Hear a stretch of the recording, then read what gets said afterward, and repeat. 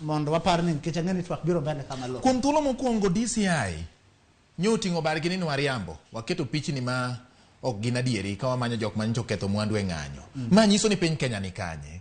Ka jok mwinjo bed ni yango ne jopiny adieri ni magi jok ma jonjore manodonjo kind jomoko mong'anyo. To ema koro kosefweny gi jofwambo to giting'o bargi ni ere kaka koro wadwa bedo gadieri gi yie gi bede migepe mag sirikal ahinya nya mochung' ne weche mag arita e kinde ni mag ng'anyo. Ing'eyo 1 year ago Prime Minister mas North Korea ne nitie bombing manotimre to Prime Minister no owacho ni onge nyathi manotho.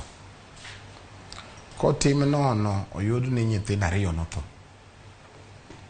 To Prime Minister nowacho nang'o? Onge nyathi motimo ang'o manotho.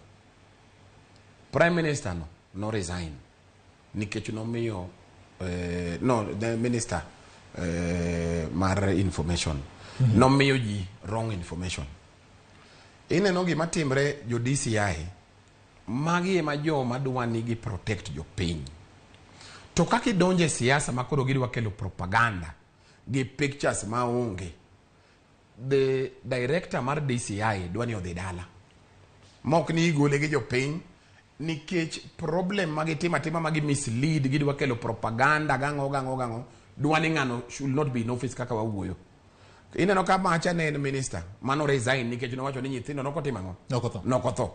To in DCI tiyie ni system mar DCI mar communication ikete propaganda mar jopiny ni jogi dwa ketho gigi, jogi dwa timo ang'o. Mano kipenja in terms of accountability, DCI director dwani o resign nikech koro gin ma gidwa chochea gasia korwa ka.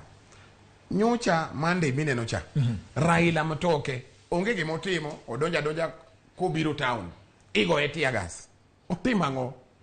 Ing'eni joge kade giwe joge gi ng'anya gi wuoth town, tijgi en ng'iyo ni joge kik tim ang'o. Ng'ama donjo ni kwalo gir ng'ato kaka Kidi wacho imake. Ng'ama timo ang'o iwayo kando. Believe you me, onge problem idhi neno Kenya ka. Jogi en mana giri ng'anya gi wuotho gi picket gi wacho ni wadenyo wa mogo beche ni malo, mafuta odhi malo. Sani bei mar stima ma ineno opong' Ramogi ka sani dhi idho gi over 63%. Pes petrol sani chakre jogi odonjo oidho gi $10. Mano ema gima jogi dwa wacho. Owegi gi wach gima gidwa wacho. Petrol oseidho gi $2. Yani chakre gi chaki ne gigolo subsidy oidho gi $8. Ka gisedonjo nyocha gi oidho gi $2. 8 en adi? Nodwoke piny kaso chung kanyo koko chakre. Ang'isi ni chakre gi chaki igo kwano mimedo gigo te. Dong asego kwano mamedo gigo te. Petrol oidho gi $10. Jogi ema gidwa wacha niya, omera ifocus gi siasa to wadenyo. The cost of living is unbearable. Awenjo ka jomoko wacho ni oyo weuru goyo koko, pururu koth chwe.